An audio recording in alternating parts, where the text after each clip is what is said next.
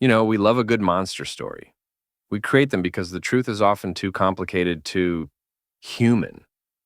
But the real story of Ed Gein has nothing to do with the movies. It's much quieter, and in its own way, so much worse. Imagine a quiet, small-town guy, the kind you'd barely notice. That was Ed. He lived alone in a worn-out farmhouse at the end of a dirt road, the same house where his mother, the center of his entire world, had died and left him completely alone. And that's where this all starts, with his mother, Augusta.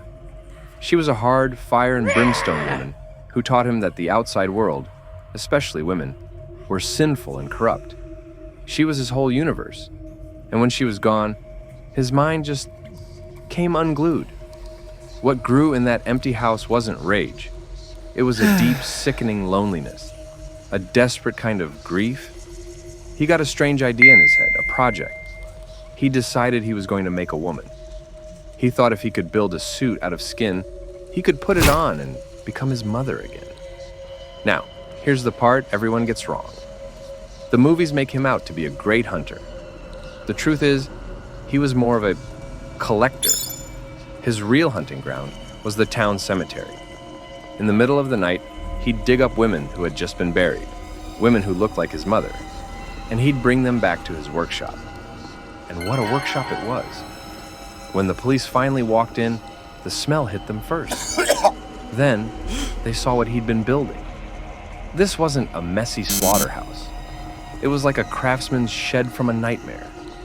They found a soup bowl made from a sawed-off human skull. A lampshade they suspected wasn't made from any animal. And his prized possession, the entire skin of a woman's torso, tanned and sewn into a vest, like a second skin waiting for him to put on.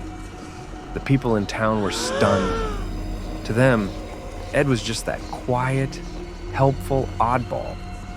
When the sheriff arrested him, an angry crowd gathered. They had to hide him because the mob was looking for a giant, a beast, and they didn't even recognize the small, meek man in dirty clothes as the source of all the horror.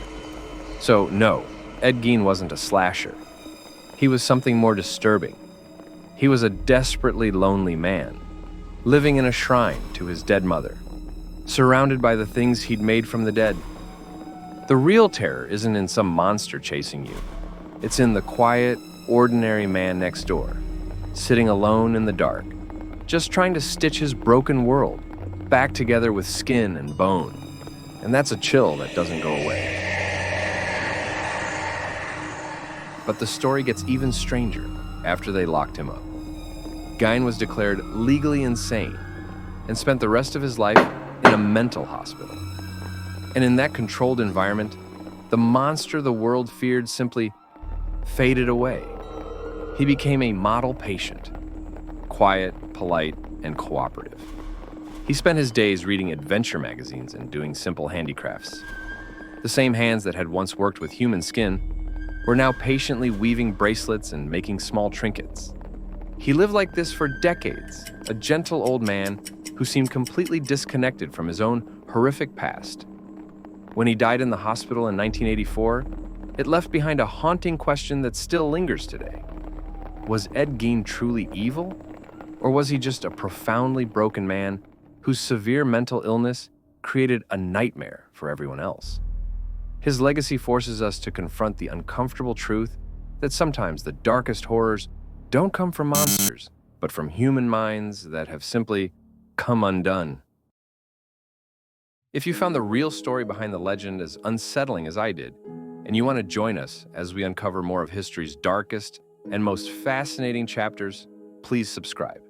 We're just getting started, and your support helps us bring these forgotten stories into the light. Thanks for watching.